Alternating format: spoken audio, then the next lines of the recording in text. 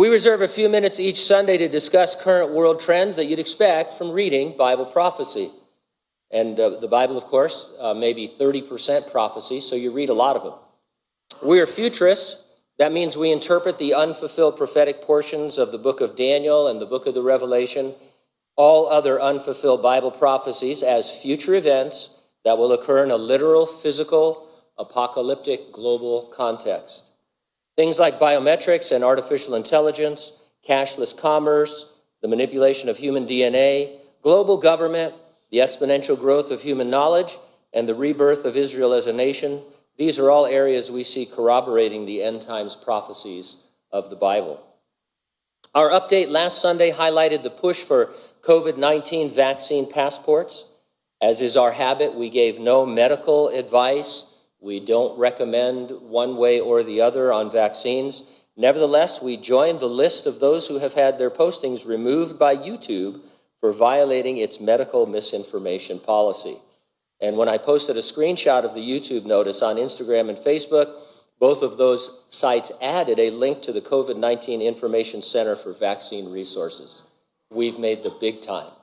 So you can tell, as far as I know, we're the only church in Hanford so far that's been banned from YouTube. Just that one update. So thank you very much. Yes. Things have gotten weird. But anyway, during the future Great Tribulation, all, both small and great, rich and poor, free and slave, must receive a mark on their right hand or on their foreheads, and no one may buy or sell except one who has that mark, the name of the beast, or the number of his name. In other words, citizens will be mandated to participate in a system by which they must show proof of compliance in order to be allowed to work or shop or dine or take in entertainment. Without proof, their livelihood and their lifestyles will be restricted.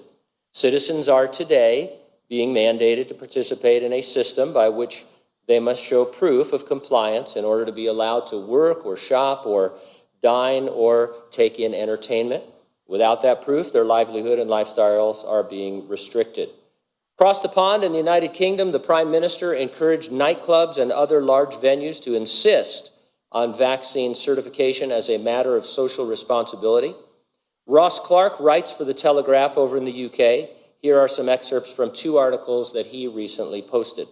Like COVID-19 itself, the idea of vaccine passports just won't seem to go away. It subsides for a while, suppressed by the realization of what it would mean that a small proportion of the population, concentrated in some ethnic groups, would be constantly discriminated against, but then it creeps back. Ministers have been discussing making vaccine passports a legal requirement at certain venues. And once they have become established at nightclubs and concert halls, just wait until they become legally required at all hospitality venues, pubs, restaurants, hotels, just as it seems they will such establishments in France and Ireland. Vaccine passports are only a temporary measure, we are told, just to protect during the pandemic. But you can bet that they will soon morph into a smartphone-based ID card, which we are expected to carry wherever we go, at least if we want access to any commercial premises or public building. There are too many vested interests to allow the idea to die a death with the pandemic. There are huge fortunes to be made for the tech industry if it can persuade governments and commercial organizations to force on us electronic ID cards, which can then be used to collect data and store it. There's a model for what will be coming our way, China's social credit system, which blacklists people for numerous antisocial offenses, from crossing the street on a red light to falling short of their recycling, and uses the information to deny them the right, for example, to buy rail and airline tickets. It was reported that the government is planning to introduce a health app in January, this is the UK government, which will monitor our shopping, our exercise levels, our intake of fruit and vegetables, and reward us with virtue points, which we can exchange for discounts, free tickets, and other goodies. There will be no end to this kind of thing if we agree to use the app.